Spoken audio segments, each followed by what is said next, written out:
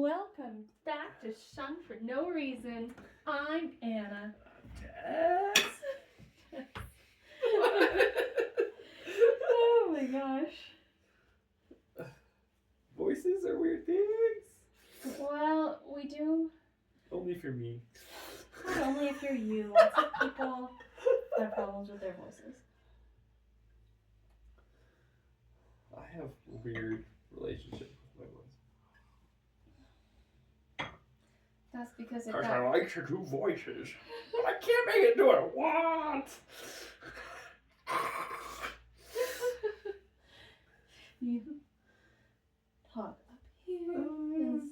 I The know, back of your head. but I just feel like I sound like an empty bell.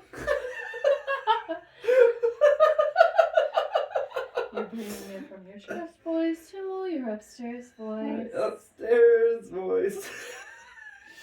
It still doesn't sound good to me. It sounds like you. Does it? Yeah, that's I something. don't know. It may be me, but I don't know. Hand on the back of your I head. know. It's so many things to think about all the time. And then do a little flexi flex. Ooh. You can only appreciate that one if you're watching the video and not just listening to the audio. In front. There we go. Nice little flexi flex. It was just showing off. I'm not. This is the most unimpressive my biceps have been in 3 years. It's really sad. Life is complicated. Never. Life never is seems complicated. Quite right. But today, I told you we're going to be talking about Doctor Who. Aujourd'hui. The actual topic is burnout. Oh. Didn't see that coming. I know. I wanted to surprise you. But see,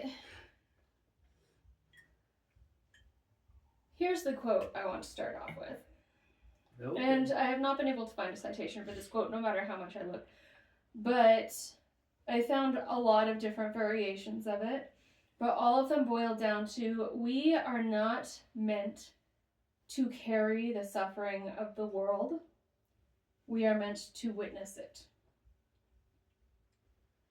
Okay. And why that connects to Doctor Who is that there are so many historic episodes of Doctor Who.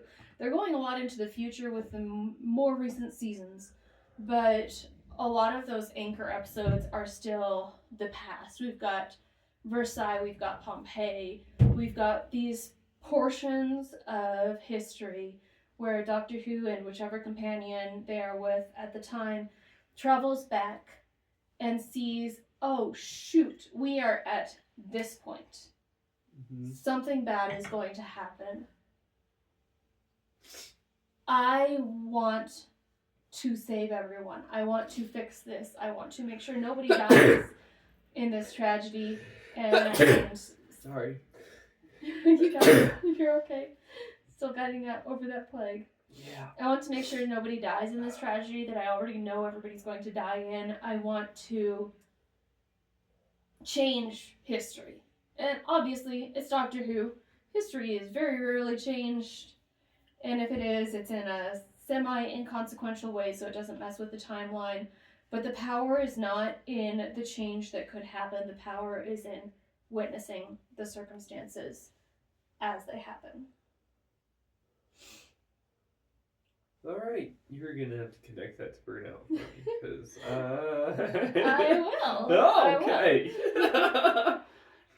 I mean, excuse me. So Isn't that just studying history, though? a lot of that is studying history. Okay. And you will see Doctor Who getting burnt out at times. At least once a season, Doctor Who is burnt out and so tired of it, and you just see it on their face and they're like, oh fuck, not again. I can't fix anything. I can't help anybody. Yeah.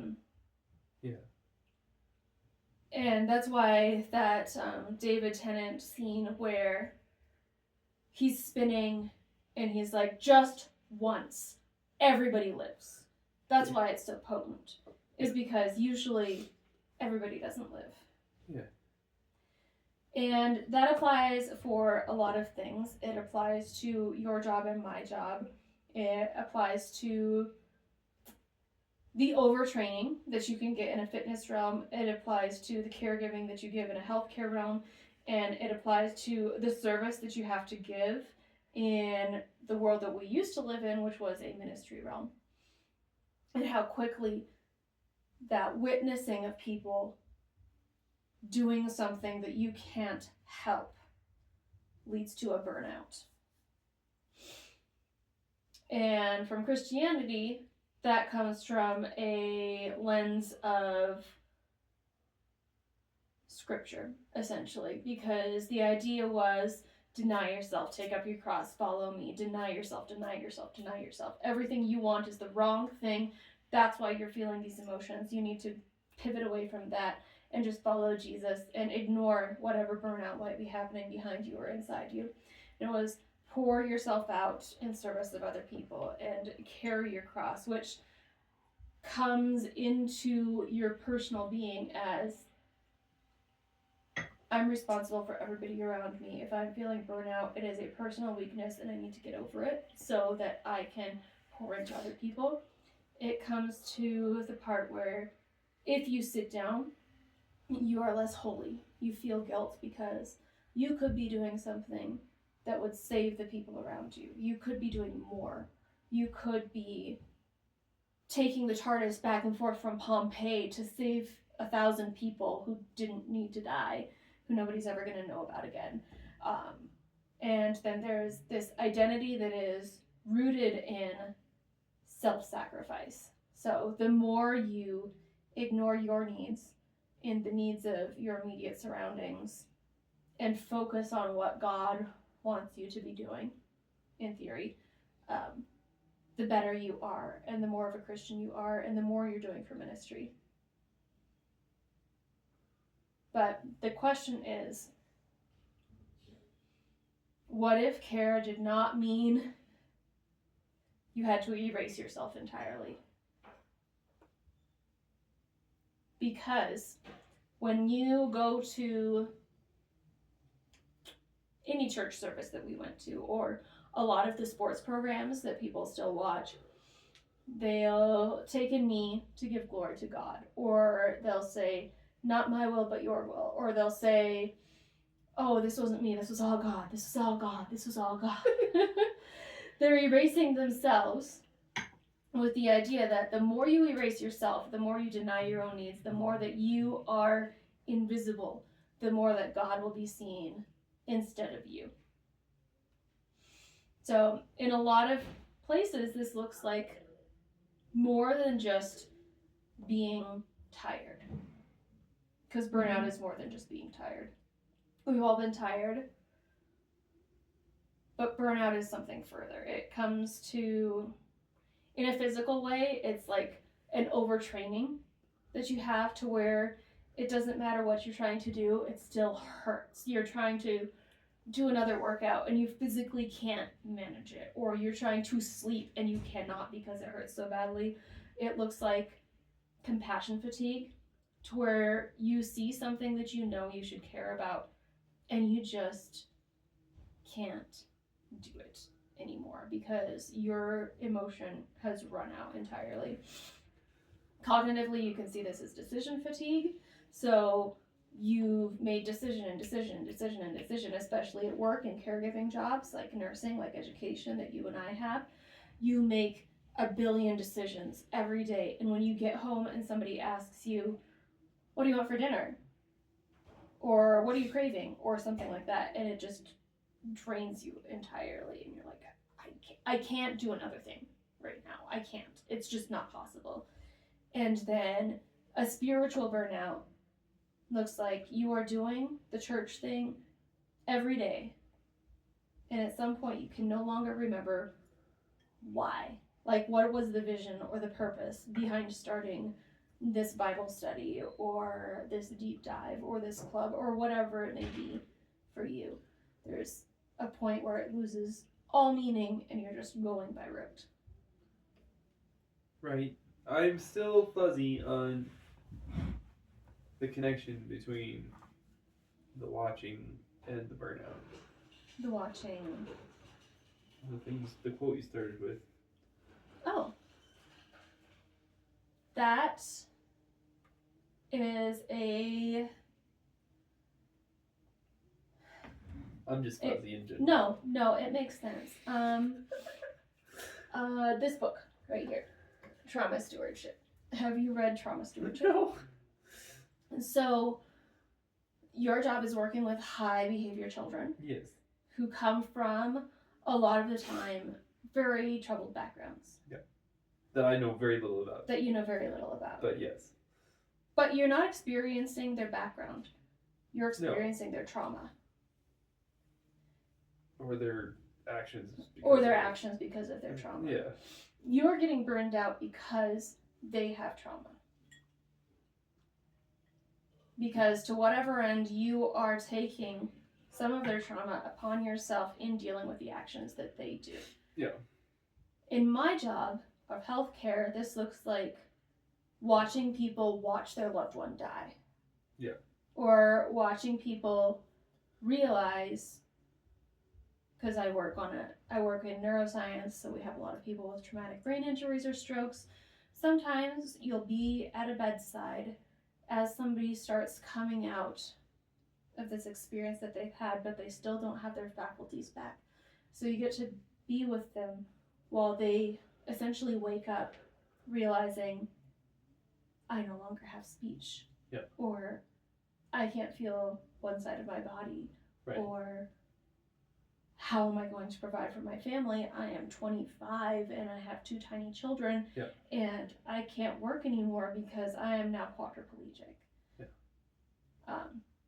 That trauma ties into the over-responsibility that you feel for others and for fixing what is with them.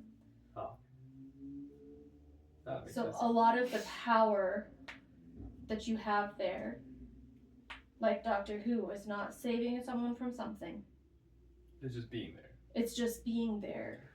Well, and witnessing my it. first thought is like, that's quantum physics, right? Like you can't study something because it changes when you look at it. Yeah. Right? I don't know that what were they studying? Like I don't know. It doesn't matter. It's a quantum physics thing. It changes just because you're observing it. Yeah. Right? It's a different thing because you're there and observing it. It's Schrodinger. Yeah. With a cat.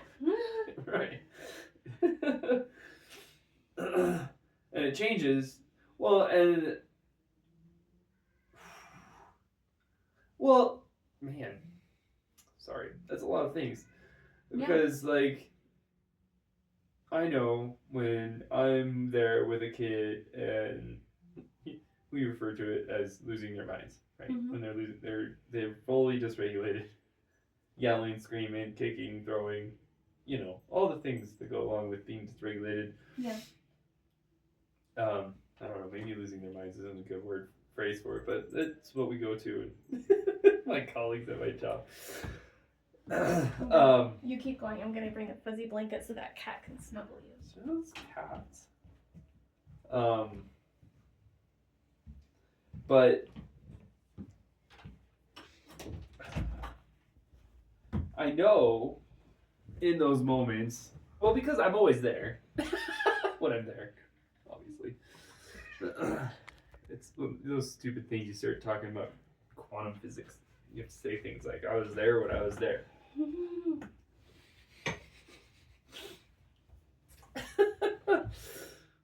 So I'm there, kid is losing their mind,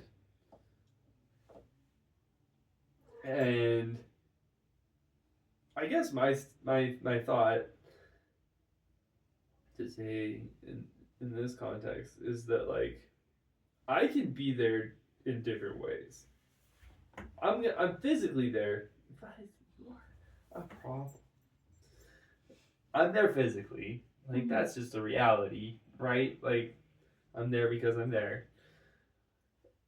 But it doesn't really describe the whole situation, because I can be there different ways, right? A kid can lose their mind, and I can be there saying, "Stop it, you idiot!" Right? I could do that. Right? Even hearing myself say that sounds I know. horrible. It sounds so shocking. Yeah, right? I wouldn't do that. But I do it because it's a good example of how you can be in somewhere in a different way, right? Yeah. Or I can be there and I'm just still there, right? It's the same situation, and I can say, "Stop it, you idiot." Or actually, what I probably am most likely to do is not say anything for a second, right? Just a second. I just sit there and watch, like the watching thing. Like that's what I do with a kid who is, again, quote unquote, losing their mind. I'm gonna stop because my gut instinct probably is gonna be a little off no matter what.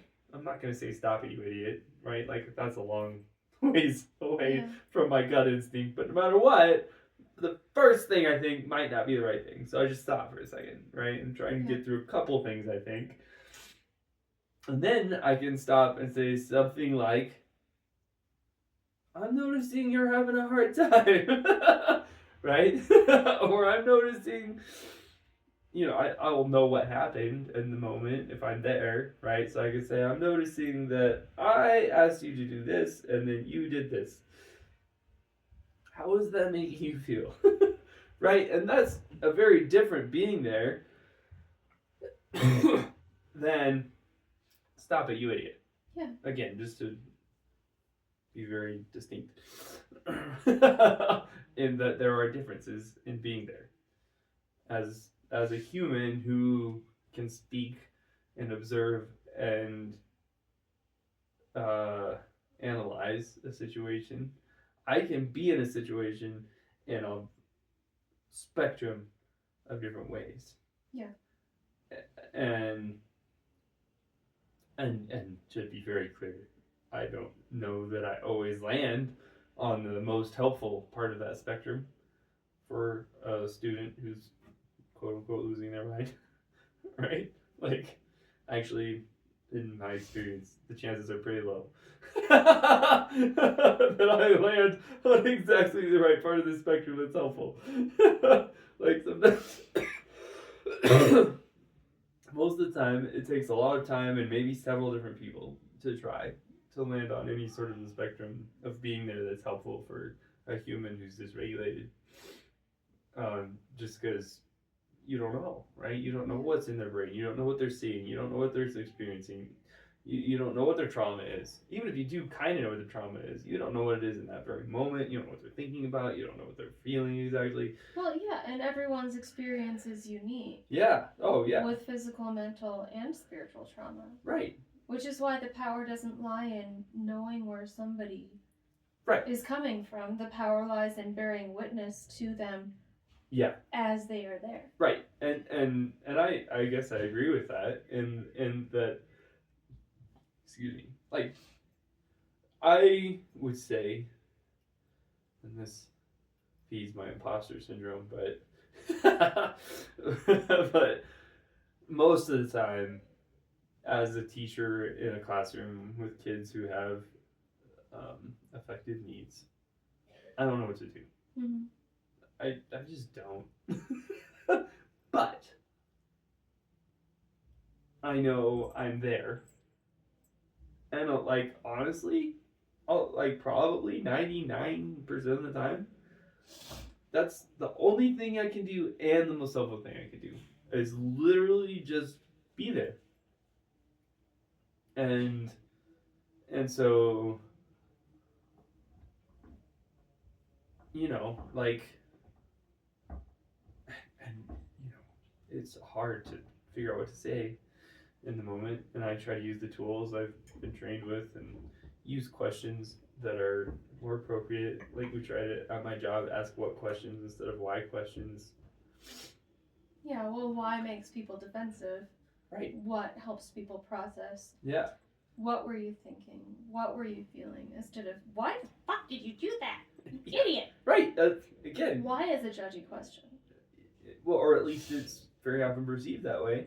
Yeah. Right? Even if it's not. And you live in that world for a while and you just stop asking why for anything, and that's a little bit ridiculous, but... It is. But it's understandable because, like, I do intakes at my job, And our people will either come from a different unit or come from the emergency department. Every now and then we get somebody directly admitted from another healthcare facility. And the first things I ask them, of course, are the orientation questions like, who are you? What's your birthday? Do you know those things? If you know those things, we've got a jumping off point, which is great. But in nursing and in healthcare, we'll say you're A&O times 3 or A&O times 4, and it depends on which practice you're talking to as to whether they say 3 or 4. And A&O means alert and oriented. So if you're alert, you're actually opening your eyes, you're looking around, you're showing curiosity in your surroundings. Oriented, ideally in my charting that they have us do, it's times 4, so you need to know who you are, where you are, when you are, and why you are. And those are your alert and oriented questions. And when you stop answering those things correctly is when we know we need to get like a little bit concerned about things. Yeah. But when people come into my unit and I ask them why versus what, like, why are you here? Yeah. They always get super defensive. Right. Like, I'm here because somebody brought me here. I was in a bed. I don't know. I'm not here because I did something. I'm here because somebody brought me here. Like, it's very scary for them to be asked a why question. Yeah. But when I say, what made you come visit me today? It's very different. Yeah. Because then they can give me a story and they don't feel defensive about that story. Yeah. Like, I woke up and I couldn't move the right side of my body, so I thought, maybe I should come see somebody. And that's why I'm here. And that opens up those windows into their life and their story as to what made them come to me. Yeah. Because why is such... What's about your intentions? It can be so accusatory. Yeah. Why did you intend to come see me today? Yeah. Versus, what made you feel like you needed to come see somebody about this? Yeah. Like, it's very much more emotive than accusatory when you ask a what versus a why. Yeah. Yeah. Well, and I think why questions can be appropriate sometimes, but for the most part, but especially when people are just regulated or in a new environment or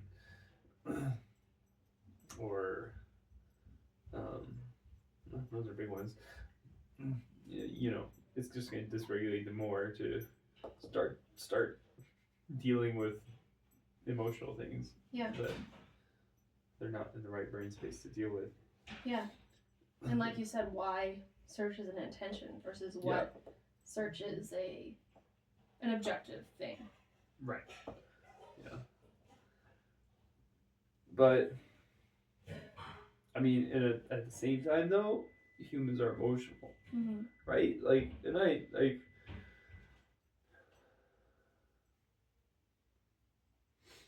Which is probably why I've asked why questions to my students. Eventually, you know, at the beginning of a processing situation, but eventually there have been moments where I've asked why questions. You know, and trying to get I get to why questions when it's not me wanting to know why, but when I want them to figure out why. That's when I start asking why questions. That's the same for my job too. Because I probably know in most situations why with my students, but they don't in a lot of cases, or they need to say it out loud, or they need to acknowledge it, right? And so I will ask why questions if I think they're at the point where they need to for themselves, right? Like, they need to start to put this together so that they can grow from this experience and just have a moment to have the opportunity to be a better human in the future, make better decisions, and then I want them to ask themselves, why why was that the thing I did? Yeah. We've already talked about the thing they did. We've already, it's always after, we've talked about it. We know, they've told me what they did wrong. They've told me the consequences of their actions. They've said who they harmed, right? And then it's like, okay, so like why? What's the why that got us here, right? Like why are we here? For sure. How was that thought process? How did we get here? And that's what it looks like when you're doing it right. And like you mentioned earlier, Long sometimes ways from burnout. Sorry. yeah, no, but that's what it looks like when we're doing it right. And sometimes we get burned out. Yeah. And when you're looking through this book, Trauma Stewardship, which is quite great, I recommend it to everyone. It is by Laura Vandermoot Lipsky with Connie Burke. It's very good. It talks about those of us who are in service jobs specifically, and how do we effectively steward the trauma that we are witness to and not directly experiencing.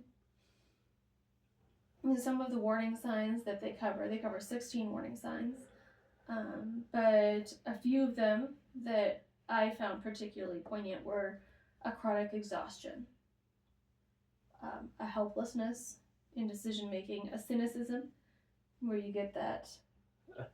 You get that. I see that a lot. Unfortunate, cynical. Sometimes it's humorous. Very often it's humorous, but like that cynicism that should show you I'm not taking this seriously enough when there's a human's life involved.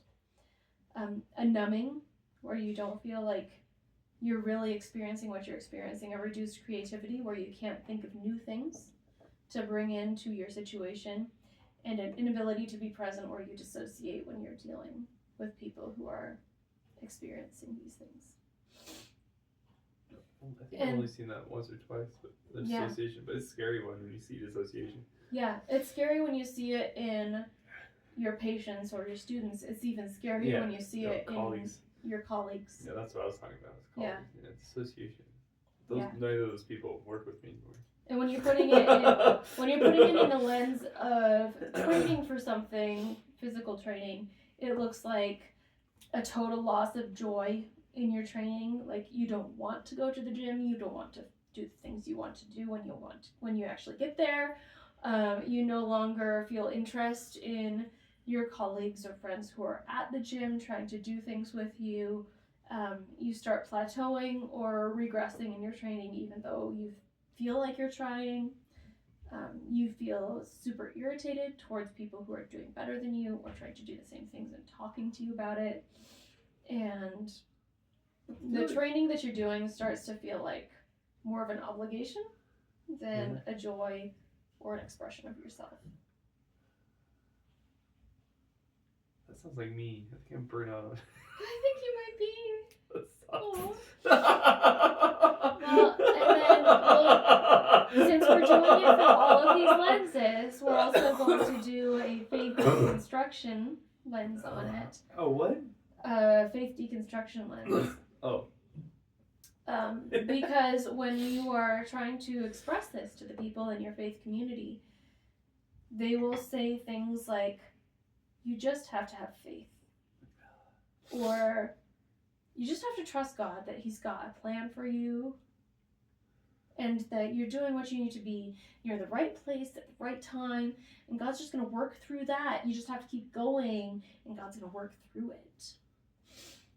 But we need to try. And it's so hard to take a step back from all of those things. And see that lack of interest, that lack of joy, that lack of faith that people may accuse us of as, instead of a sign of failure, as a signal that something needs to start to change. Yeah. Well, it clearly is, right? It has to be a signal. Mm-hmm. I've been thinking about this all day, and I think it plays in. I've been listening to another podcast but called Once We Were Spacemen by Nathan Fillion and Alan Tudyk. Serenity people. Yeah. I love Serenity people. Oh man, yeah, they did Firefly and Serenity, and they're still good friends. Like the whole crew is all And they're amazing. together Nathan and friends Fillion did The Rookie, which we're watching right now, and then Alan Tudyk is doing Resident Alien, which is amazing. Yeah. Also did what's the chicken's name? Hey, Yeah. from Moana. And a million things. That man. He was on Rick and Morty and like just a million things. My favorite actor in the whole world is Alan Tudyk. I love him.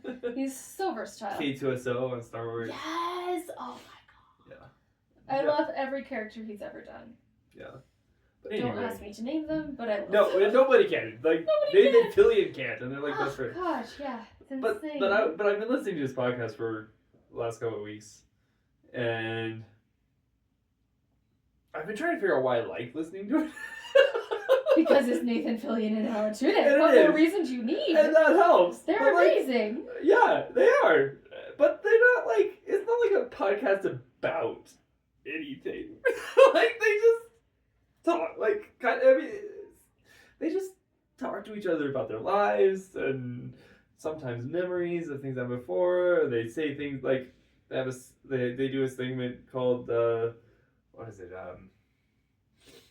I know you and you know me. Let's get to know each other better. Or they tell each other something they didn't already know about each other. That sounds hard. I know, right? Like to think of the thing. Yeah, they're pretty good at it. Gosh, what's something you don't know about me? I know. I don't know. You. Well, okay, yes. I didn't know the electricity thing. You didn't know the electricity thing. That was news. And you didn't find out I had a gymnastics career until like what? 12 months? 10 months? But you know every single thing about me. Recently, you didn't know I was like a gymnast. Like a really freaking good gymnast. Yeah, that was news. Yeah, for a while. Yeah. Which was crazy because we had been married for like 14 years. Yeah. And you still had no idea I was a gymnast. No, I had no idea. Yeah. Yeah. I feel like you know everything about me. I have generally no idea of the thing I could say that you wouldn't know. Me neither. That's why it would be so hard. It would be hard. But anyways. Anyway, I've been trying to figure out why I like listening to this thing. Because it's not like, you know, a podcast. Like, I listen to Stuff You Should Know, where they have a topic every episode where they teach you something about a specific thing. Right? It's obvious why I listen to that. Or sometimes I listen to stuff about the Seahawks. There's a very clear reason why I would listen to a podcast about Seahawks. Yes, because they eat fish. Well, I want to learn more.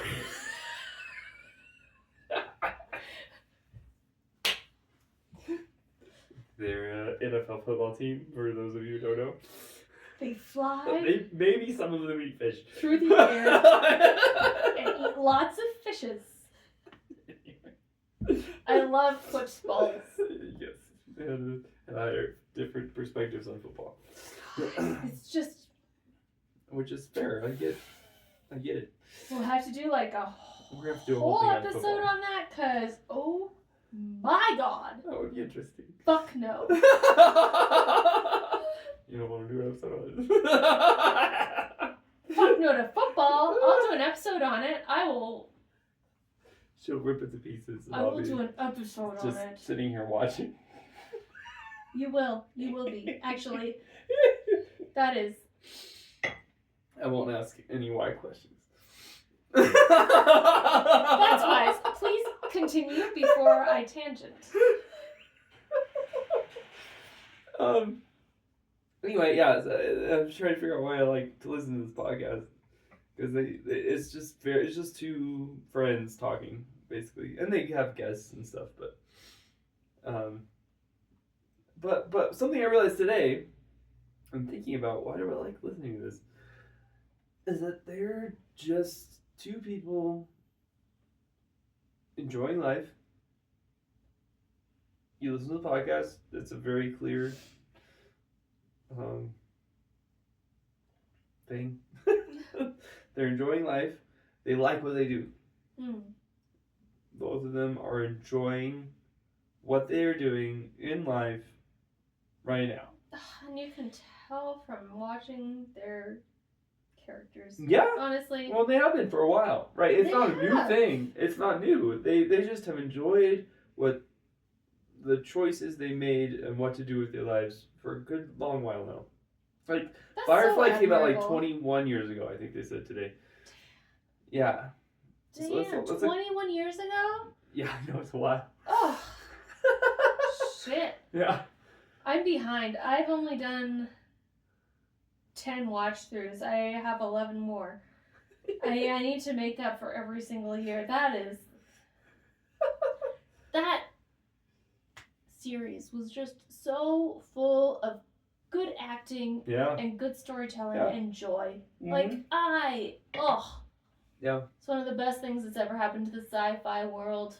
Yeah. No, it's really good. And they all got along and they all still know each other and Well, talk and there's and, supposedly an animated series coming out soon. yeah. Well, maybe. But That they're would trying. be amazing. Yeah. They can't do live action because they're all doing such a variety of different things now that the main cast, the original cast. Yeah, there's no way they would be able that to make that happen. It's so hard to schedule I'm just so shocked but that... they can do the animated thing because they record in their own homes. I'm just so shocked that 21 years later... How old was I 21 years ago? It's 2026. So that would have been 2005? Shoot! We were juniors in high school. Damn. To go back to our last episode, you can figure out what I was doing as a junior in high school. Yeah, I know what you were doing. That's funny. Yeah. That wasn't everything. But no, just to be clear. To go back that far and still be willing to do panels at Comic-Con with the people that you were involved with at that time is just so admirable. And podcasts. And podcasts. No, because I don't... No, none of I think the people I talk to the most from that time in my life are, like, my biological family. Yeah, and me too. They would never talk to me enough to do a podcast. Oh, yeah. Not remotely. Yeah. No, like I mentioned, like my best friend in the last episode. I haven't talked to that human in years and years. I think the last time I talked to... No, that was a different one. I don't even remember.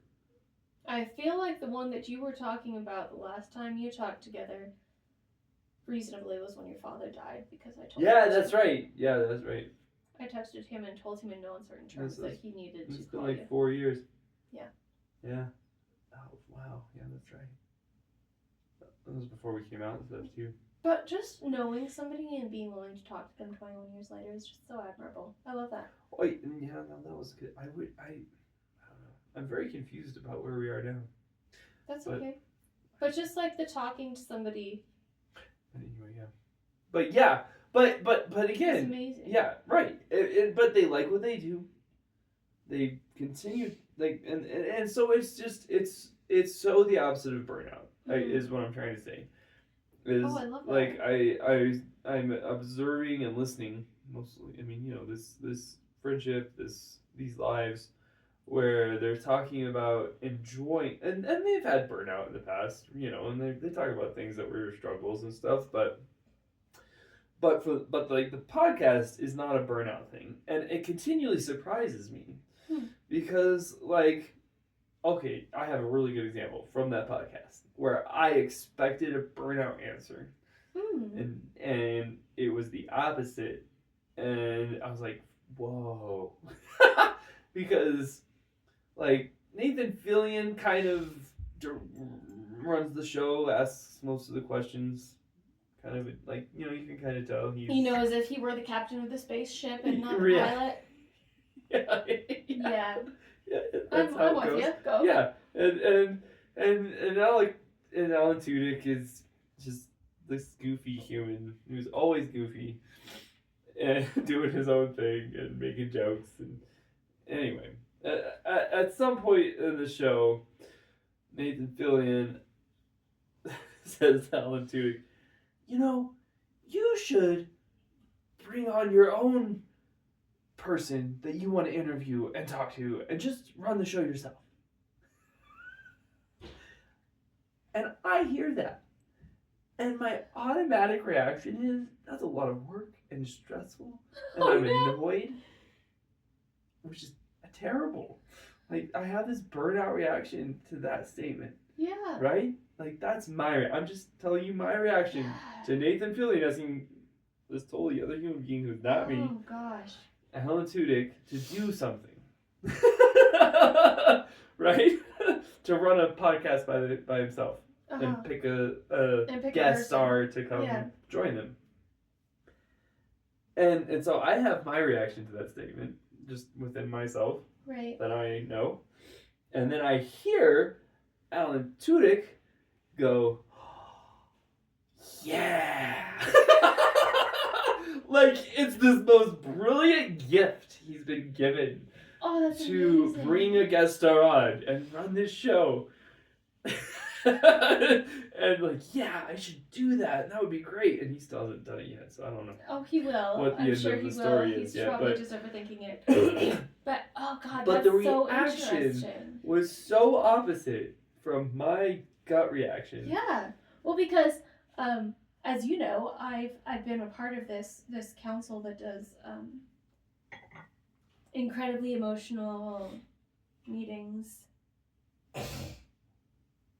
It's Schwartz rounds, in case anybody from healthcare is listening. So I'm part of this incredibly emotional meeting to encourage compassion amongst healthcare workers and be a safe place for people to share their experiences. And the primary facilitator has been out this month due to some personal circumstances, and he asked me to tap in and help facilitate this month, which I did a few days ago. And I was really excited about it, of course, because it's a super cool experience and it's an amazing situation to be in. But also, my first reaction, because I have been so historically burnt out, is, oh, fuck. Yeah. Not another thing. I have to do another thing. Yeah. And I know that he saw that, and yeah. He's just always amazing in the first place. So he's always trying to make things as easy as they can be emotionally on people. And he was trying to mitigate that as much as possible. But several weeks ago, after we all knew that this was happening and he was going to have to do these personal circumstance things, I was getting excited about it. But I knew that my burnout initial reaction had already been very obvious to him. And he's seen it before. So we were having this kind of awkward interaction and awkward time where I was getting excited, but he was still trying to mitigate my burnout. Yeah.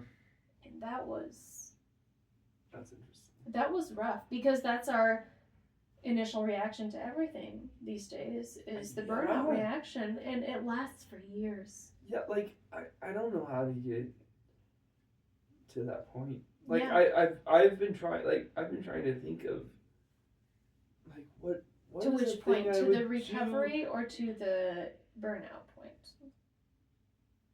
Recovery from burnout point. Okay, you've been trying to get to the recovery from burnout point for a while. Yeah, and like trying to think, like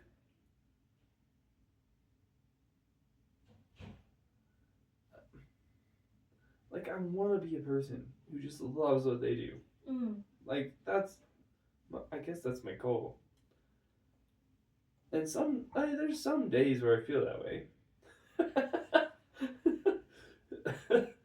That's as far as I could go at this juncture. Right. And I don't think it's a lot of days. It's some days. Maybe a few days might be more precise. Where I feel happy and passionate about what I'm doing with my career in life currently. But there's a lot of days I don't feel that way. Interesting. And so I often wonder, like, what could I do to be more passionate about what I do? Do I need to change what I do? Do I need to change how I feel about what I do? Do I need to do something different?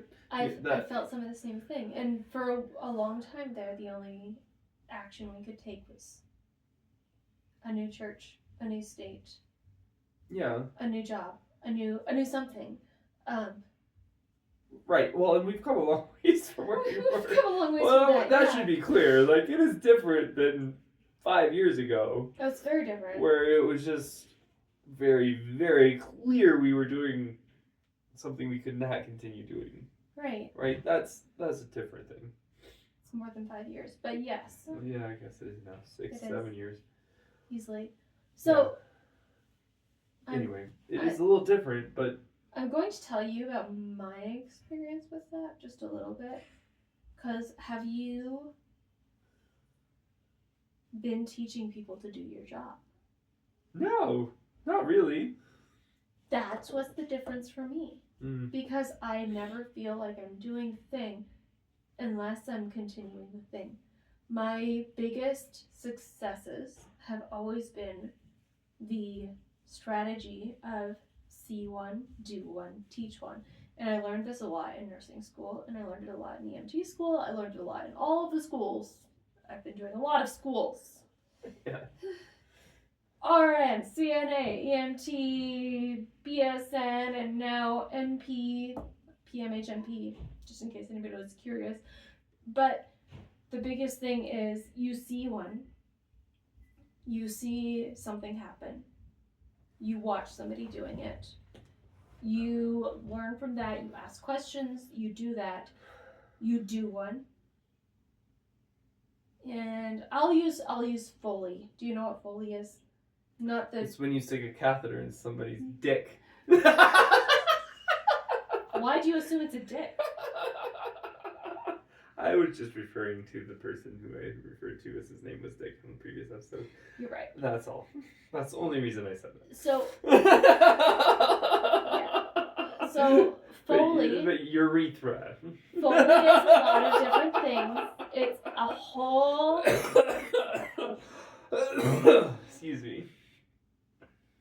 It's a whole sound effect.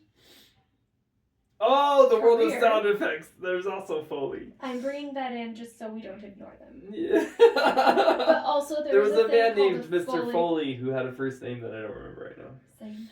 But that's I'm where sorry, we get Mr. Foley. Foley sound effects. But also there's a Foley catheter, which is a rubber tube, essentially, that you stick into somebody's urethra and you blow up a balloon and it gets all their urine. I just assume that's what we're talking about because you're a nurse. I know, but I wanted to make sure that we include our sound effects people in this because it's been a thing that we've been looking into recently, and I have great admiration. It's impressive. I always have. Foley work. I watched a 1982 documentary on Foley work. Oh wow. 3 times. And we had VHSs, so don't judge me. It was amazing. There were like wet mops like slapping things a lot. I don't know. Did you rewind it in the thing like shaped like a car? Did you have one of those? No, those were evil. No, my family had one. It was a car shaped rewind VHS rewinder. The lights, the front lights of the car would turn on. Do you remember the electricity conversation we had in the past episode? You could have a VHS rewinder. It had to be black. Ideally, you had to press the button the entire time you were rewinding it because it was a meditative exercise.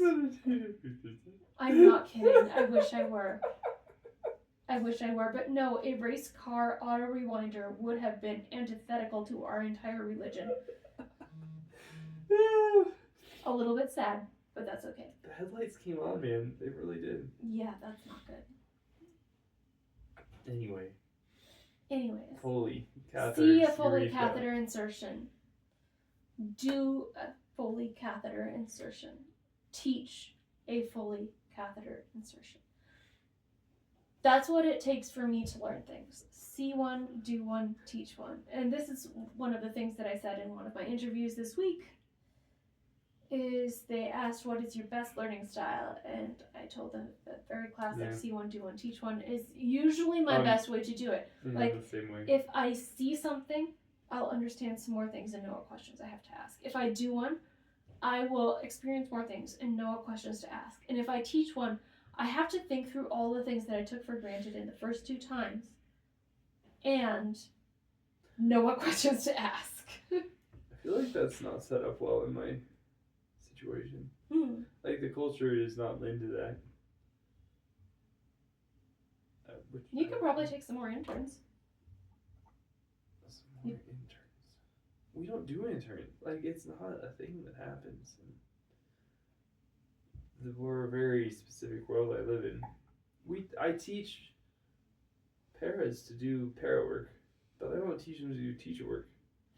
Well, you should take more teachers. Also, you should take more psych But students. it's not set up that way. You know, I went into my interview this past week, and they asked what I had done for internships in the past, and I told them about the psychologist that's working with you and how I got to do some hours with them, and it was like a special thing that I got to do hours with them, and it was super cool, and they knew her? your job. No way! And her. What? And they were like, that's super cool.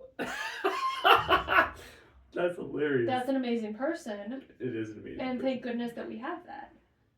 Yeah. They should be doing a lot more teacher training. Yeah. / psychologist / psychiatrist Yeah. / like everything training.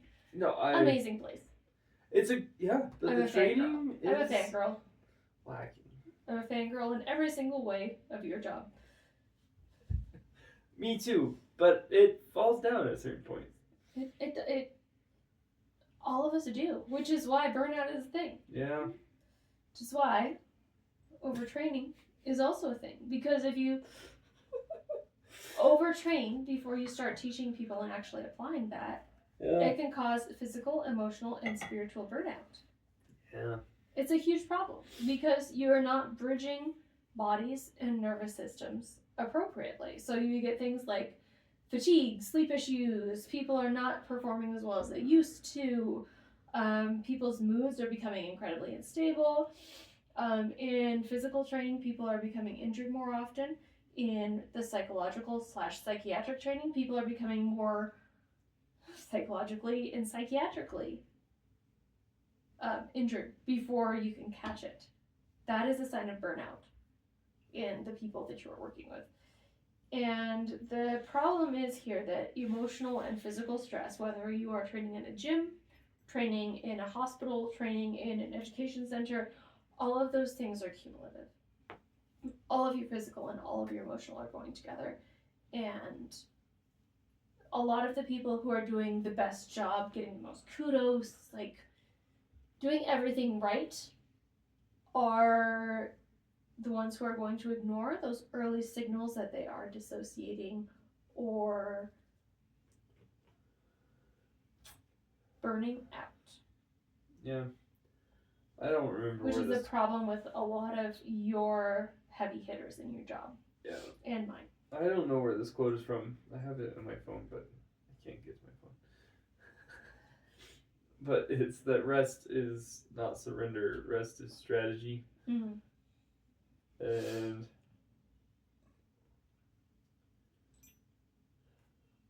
I can't believe we got this far on an episode about burnout without talking about rest, but Yeah.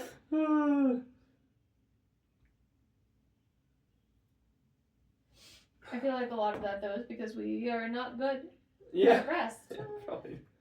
It's rest is a tough topic. Right. Well, and rest versus discipline. Because the problem is that our previous life / our lives right now, like the fitness world, the education world, the healthcare world, and the religious world, all emphasize discipline. Yeah. If you're disciplined in your personal life, you're going to be disciplined in your work life. It's going to be great. But discipline can become dissociation if you stop listening to the things that your body is telling you. And I know that I specifically have had a lot of trouble with this in the past few months because my body is telling me, can you sit the fuck down and sleep? Because I'm going to do bad things to you if you don't. And it's really difficult to listen to it when it's telling you these things because you're like, no, I felt so good when I was up at 5 every day and I was doing at least 4 miles before I went to work and everything was great and I loved that and I felt so great about everything. And then when your body says you're not doing that right now, you can't tell if it's because your body is like, please stop doing that right now, or if your body is like, you stop doing that so I don't want to do anything. It's hard. It's hard to tell the difference between discipline and your body actually needing rest. Because part of it is, I could make my body get up at 5 o'clock every morning. Yeah. And do these things. And it would feel better like it did before. Or my body right now is telling me, please sleep a little bit more and we'll get there. It's very hard. And when you take that into a religious concept or perspective, it's where they told us, you don't need sleep because if God wants you to do this, he'll give you the energy. Or if you just drink enough coffee, God will... sorry to any Mormon listeners. If you just drink enough coffee, God will make sure that everything that you're doing succeeds because you just need enough energy to get you through what God is telling you to do, and then it'll be fine. Yep. And what we did not learn was bodies are a thing, and you should probably listen to them. And your body is actually probably trying to tell you the truth about something. And you should probably sit down and listen to it for a minute so that you can do more things in the future. Yeah. Well, and I've thought about this a lot lately. And I've been trying to approach things through the lens of, you're going to do what you enjoy doing. Like, those are the things we're doing. These are the things you enjoy doing. But, like, so much of my life has been the opposite of that. Yeah. Like, it's so hard to You're going to enjoy it if you just do it enough. Yeah. Yeah, either that or you'll just enjoy heaven. Yeah, you don't need to enjoy things now. You just hate everything so you can get a better, hate everything now so you can get a better spot in heaven. You're going to be like this much closer to that stream that we all fish in and has the ever-bearing tree. Yeah. But, like, I generally think that, like, and I am not talking from experience. like I've had moments where I'm like, oh yeah, I enjoy this and this is good, right? Yeah. But, like, I've never gotten to a point where I'm like, yeah, I enjoy what I'm doing, and just to be able to say that as a blank statement, right? Like, I enjoy lots of parts of my life. To be clear, like, I'm not broadly complaining. I'm just, I think it's been really hard for me to get to that place, especially from, coming from what we came from, like we were just talking about. Yeah. Where everything has to be hard and everything has to be, you're doing it even though you hate it, or even because you hate it, or, just that whole thought process. It's really hard for me, apparently. No, that's so interesting, actually. To switch mindsets and to try and get to a place where I'm doing things because I enjoy them, and I don't know if I've gotten there. Like, I genuinely don't.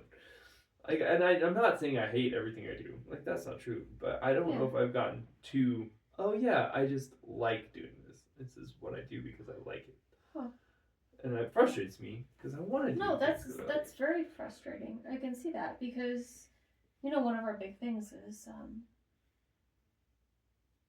we were trained a lot that marriage would be the hardest thing that we ever did. Yeah. And you would just not like it every day, and it would be really bad, and you would push through because, like, God really wanted you to, and it was like... I should say I'm talking more about career stuff when I say that. But, I know. Anyway, and that's what I'm getting towards as well. It's like, the whole thing was, you're just gonna hit it, and it's totally worth it, because, like, God wants you to do it. Yeah. And that's, like, a whole thing. It's like, if you just hate life and your spouse and your children, like, a lot, and you still do it, then God will give you, like, a really big crown and you're dead. And that's not good. Right, it's not good. And one of our favorite things about our relationship has been, yeah, it's not that. Right, it's not that hard. It's not hard it's all the not time. hard. Yeah. And like we can sit together and not Yeah. just be super angry about how the other person is breathing or whatever the weird things were that everybody was sure were going to be like the sequitur to divorce. Right. Like, Yeah. and that's been one of the best things in my life has been we don't have to hate each other constantly and just get through it. Yeah. And that's one of the biggest things about my job now is that like I don't hate it. For sure.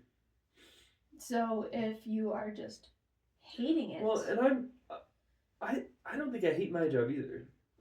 I think I'm past that point. I've hated jobs before. I've hated jobs before too. I know that specific feeling, and I think I'm past that one. Okay. At the moment, like I'm not doing something I hate, but I feel like that's not the goal. The goal is not to not do something I hate. Right. That's what I'm saying. No, but also when I was a CNA, I didn't hate my job. Right. That's a good example. I didn't hate my job. Like I helped people to the bathroom a lot, and I did this and that a lot. I did a lot of things a lot. I didn't hate it. Yeah. But it wasn't my goal. Yeah. My goal was not to help people take showers for the rest of my life. Like that was not my goal. Yeah. And I like that you found a goal that you think you're gonna really love, and are progressing toward that. Yeah. And I think I'm still trying to figure out what that goal is for me that I love, and I guess this is coming up, and I'm trying to tie this back because I think to me that's the opposite of burnout. Right. Is that I just love what I do. Right. And I can do things, and the decisions I make, I like, I can make fun decisions, and be creative, and do this from my gut, from my instinct. Like I can see what it would be to love what I do. Right, I can see it. Right, which is why I don't think I'm there yet. And you're working toward that, which is great. I hope so, but I don't even know what. But my problem is I can't nail down what that would be for me. And I couldn't either when I was a CNA, and then I got my RMBSN, and I was like, oh, this is what I wanted it to be. This is great. I love this. I'm not going to be able to do it forever, but I love this. I'm going to pop towards the next thing that I can do. Because this is an approach that I love in pursuit of something that I love. Yeah. Because I love bedside nursing. I love it. It's wonderful. It's so fulfilling. Oh, I can't do it for too long. I have bones. I have bones and joints. Like, I have so much respect for people who have managed to do this past 50, but oh God. It's a hard thing. An exhausting. But just because it's hard doesn't mean you don't love it. No, I love it. It is the most rewarding job I've ever had. Yeah. And it's progression, like you progressing from para to teacher. It's I know how to do this. This is how I do it more. Yeah. Essentially. Yeah. I guess that's what I'm trying to figure out is like. And the teaching world is a weird world. The nursing world is also a weird world. But the nursing world has at least some better progressions, I feel like. It takes only 15 years for something to go from evidence-based practice to somebody attempting to maybe sometime do it one time in the hospital. But I feel like in the education world, that's 30 to 50. Easily. Easily. They're similar, but education is even somehow slower than medical. I started... And medical is slow, I know. Yeah. But education is even freaking slower. No, I get it, because I'm an RMBSN now. I started a parochial school in 2016. Yeah. Based on knowledge from 100 years prior. Yeah. Oh, for sure. Which was viewed as incredibly... progressive at the time in rural Montana / Idaho. Yeah, no, it's bad. It's not. Yeah. Well, great. And I work in a pretty progressive school. You do work in a pretty progressive school because it allows children to have feelings, Yeah. which is so progressive. Yeah. No, I'm super curious. I have to do a week at a regular high school. A week after this week. I'm very excited for you to do that. And I'm very, very curious what that's going to be like. Yeah. Like, I'm so curious. I'm excited because I don't know. I don't know what it's going to be like. And I feel like it's going to be very eye-opening. And, you know, that's all I know. I don't know. You know, it may even be helpful to Burnout. Yeah. Maybe. So some people are opposed to the term burnout and are more amenable to the term emotional depletion. Because you've used so many of them, maybe you're like running a little bit low. Yeah. The people who are going to be most at risk for this are teachers, nurses, EMTs, therapists, everything we do, full-time caregivers, those who are training other people, like a lot of the things that we do. And some of the signs that you should look at if you are some of the signs that you should look at that may tell you if you are experiencing this are a dread of going back to work in the morning, or an emotional exhaustion. You have dealt with the same emotional problem with one of your charges for so long and they're doing it again, and this time you just feel so much more frustrated with it. A reduction of empathy, a child that comes in resembling a child that you had several weeks ago, you just feel like you've seen this before and you know this and you're experiencing less empathy with this child.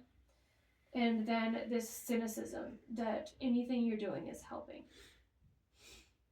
That doesn't mean that you lack a care or an empathy. It just means that your capacity is being depleted. Yeah. You're using all the oxygen that you had before you can even put on somebody else's oxygen mask, essentially.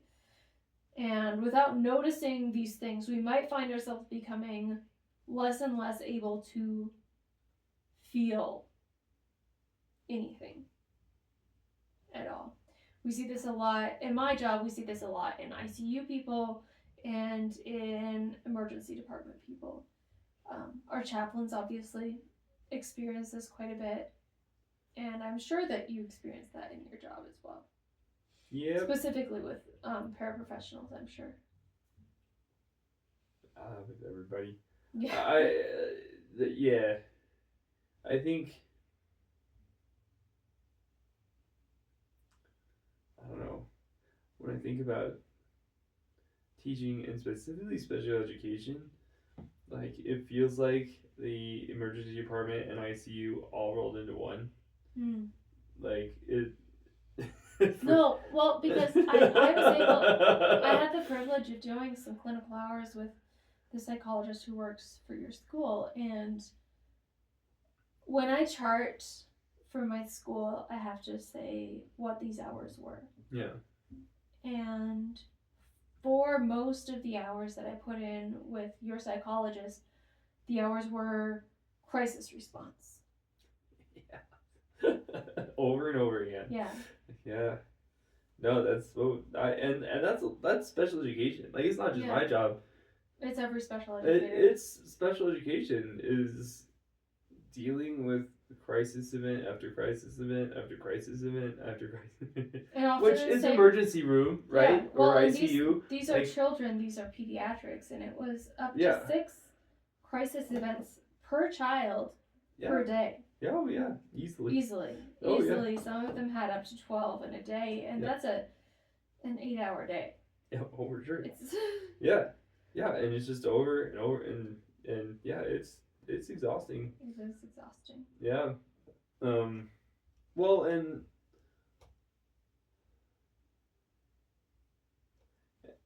we were talking about this a couple weeks ago.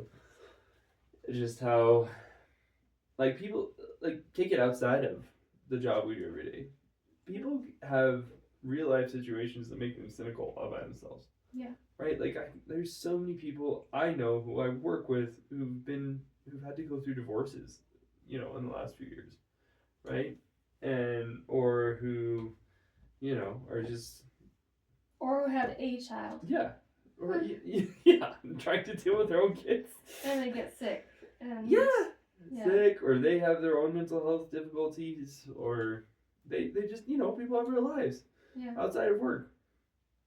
Whatever that looks like, it's a whole slew of things, right? And you can name some things that are more obviously draining, right? That's why divorce comes up. You know, it's just because it's like one of those things that's clearly a really difficult thing to go through. Yeah. Right? It's a lot. It's hard. But any of those things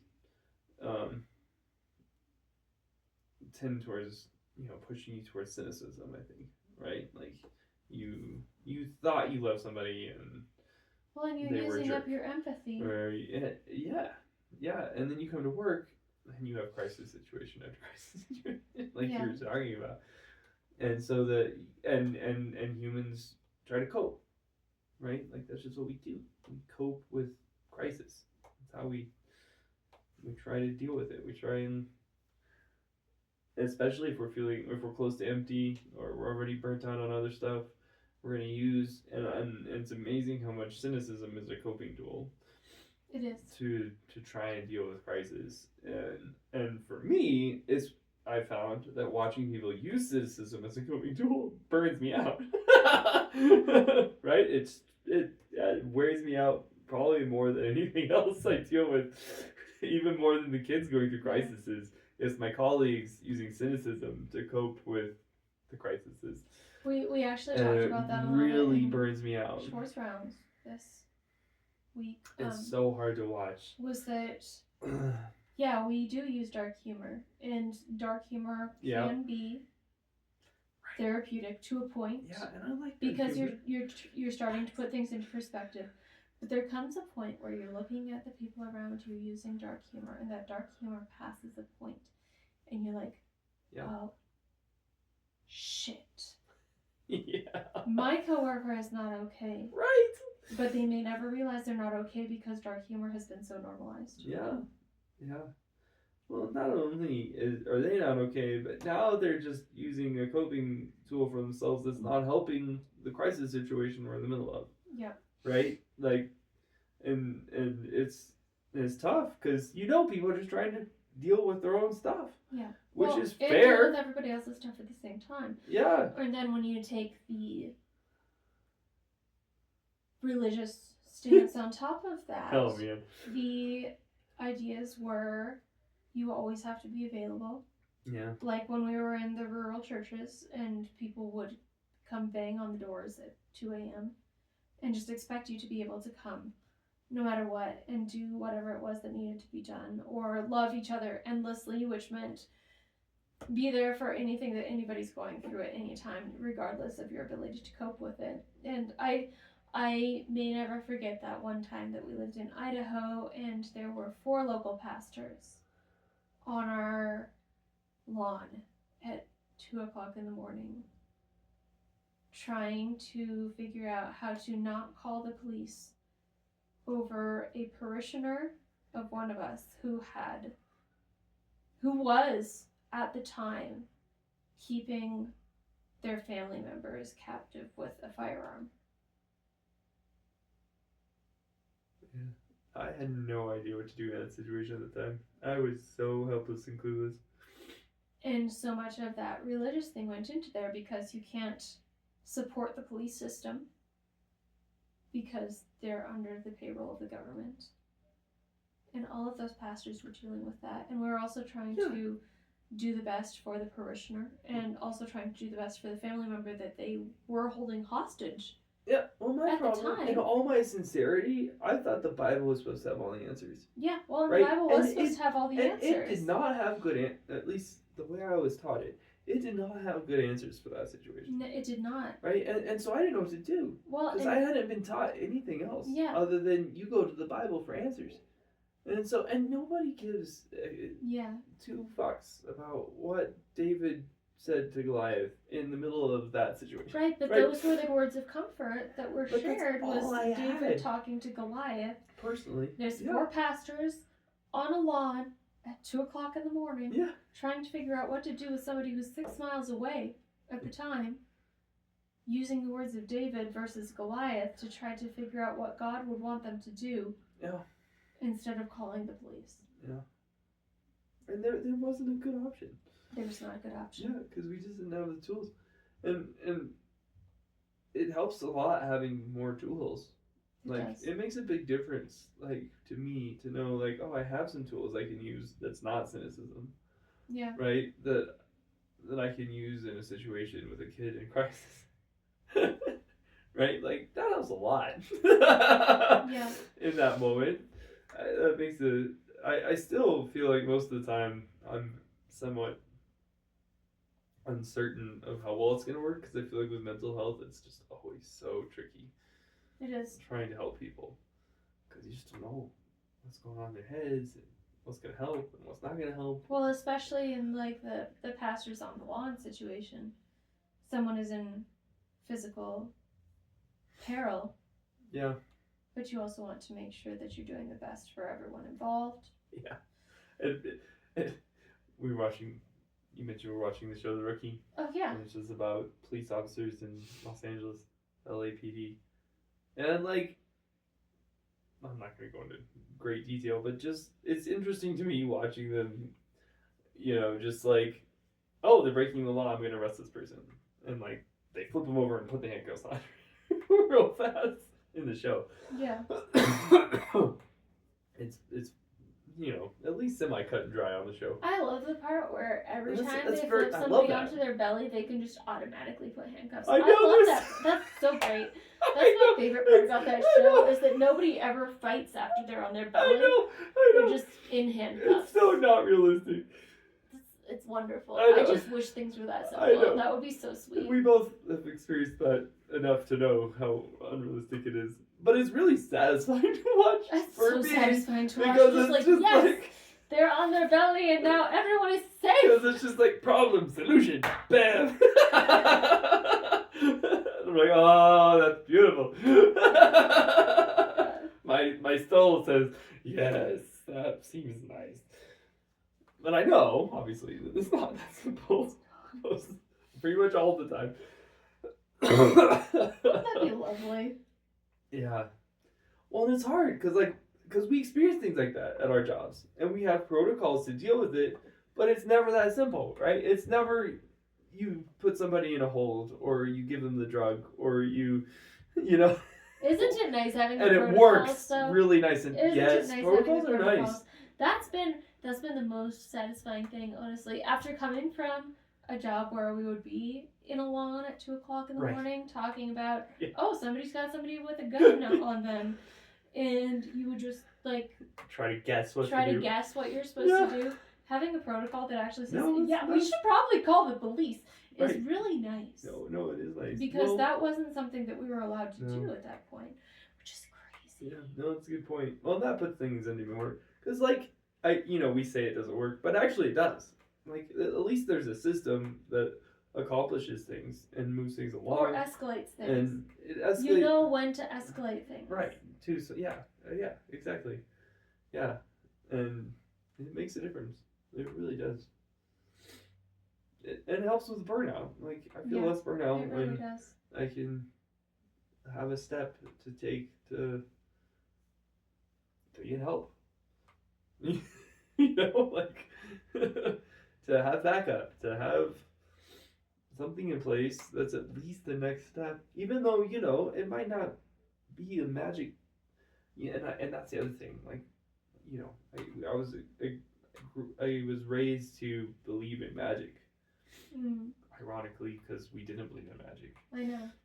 But you did believe in speaking in tongues, which was definitely not magic. Yeah. Well, we believed in speaking in tongues. We believed that God healed people. Yep. Right? We believed in magic.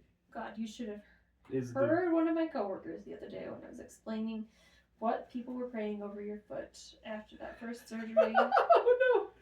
Right? It's magic, right? We've talked about that. It's magic. Pray the screws will come out. They prayed that the screws would come out and be in a Ziploc next to your foot in the morning, and you would be totally healed. I know. And repent for having ever gone to a doctor in the first place. Yeah, it's so ironic because we were told over and over and again we don't believe in magic. Yeah. I was. over and over. Yeah, We don't believe in magic. Same. We We don't believe in magic. That's why we don't believe that you should watch Cinderella. Yeah, but we literally believed in magic. Yeah. Like we literally, like more than anybody Magic else is I've witchcraft, ever met. but we believe in magic. We believed in magic. Like God, because God could do anything, so we believed in magic. God could do anything unless there was like a woman involved, and then it was witchcraft. Yeah, I don't know. Or you just didn't have enough faith, or Yeah, there was weird strings attached. But the bottom line is, we believed in magic. Yeah. Really, and again, told over and over ago, we didn't. Over and over again, we didn't, but we did. That's crazy. That's so crazy. I don't think I've ever said it that plainly before. Because it's insane, but true. It's one of the most true things I think I've ever said about my childhood. I think you're right. We believed in magic, and we're told we did not. It's crazy. But anyway, what was I even talking about? Oh, tools and escalation. Yeah, but to just actually have something that works, as opposed to believing that something is magically going to work, is such a totally different thing. Because the believing in something magically is going to happen is like, is something supposed to, there's supposed to be some easy thing that's going to fix everything perfectly. Well, yeah, because 4 pastors on their knees in a circle in the grass in front of our house did not keep somebody from going to jail that night. No. Right. Yeah, not remote. It didn't change anything. Like, that did absolutely nothing. Except maybe make a few people feel better about themselves. But as opposed to having somebody talking about committing suicide and being like, okay, there's a series of things that have to happen now because you are claiming to want to commit suicide and have a plan to do so. Yeah. And now we're going to do this and this. And is that going to end perfectly? Probably not. And does anybody think so? No.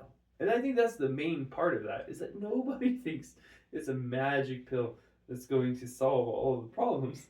Nobody thinks that. It's just a next step that we can take to try to help one person in a very hard moment. And that's all we can do. Yeah. Right? And that's so much different than I have a magic pill that you can take. Right. That's probably not going to work, but we're going to believe it does. Right? That's such a different thing to say. Well, I am going to point out the difference between committing and dying by suicide.